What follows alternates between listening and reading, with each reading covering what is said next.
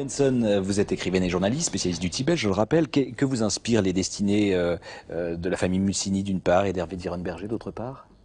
Je trouve que c'est très encourageant et très intéressant parce que d'abord ce sont des choix personnels, ce sont des choix raisonnés et ce sont des choix qui sortent un peu de notre ordinaire, mais ce sont des choix qui laissent bien augurer pour l'avenir, car très souvent on se dit, dans le monde dans lequel nous vivons aujourd'hui, écouter la parole bouddhiste, prendre le chemin des montagnes, réfléchir à ses propres responsabilités, je crois que c'est de bon augure pour l'avenir.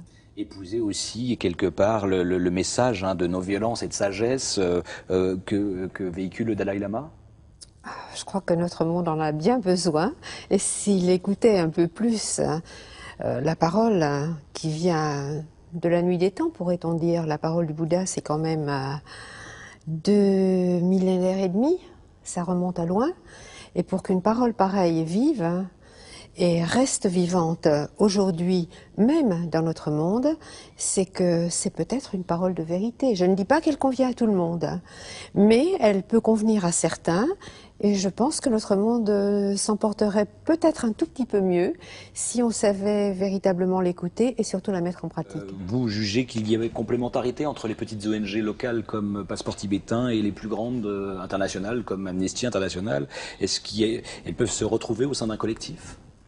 Bien sûr, chaque ONG à sa manière fonctionne et fait quelque chose pour la cause tibétaine. Mais s'il n'y a pas de relais à la base, je dirais, les grandes organisations, les grandes ONG ne peuvent pas faire grand-chose non plus. Donc il faut que les choses soient répercutées, qu'il y ait un réseau qui fonctionne à tous les niveaux, mais que chacun sache exactement ce qu'il fait et comme il le fait et pourquoi il le fait.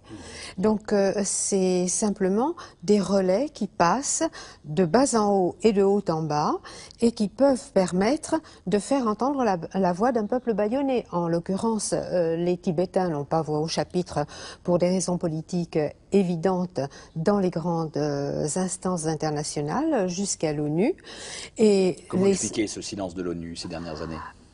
Par une raison extrêmement simple qui est une évidence, c'est que la Chine de Pékin fait aujourd'hui partie des 5 intouchables, du gang des 5, comme on dit parfois dans les coulisses de l'ONU, c'est-à-dire les grandes puissances qui ont un droit de veto, qui sont les membres permanents du Conseil de sécurité et qui, d'une simple décision, peuvent arrêter toute discussion sur n'importe quel problème. Dans ce contexte-là, et ce sera le mot de la fin, peu de raison d'être optimiste.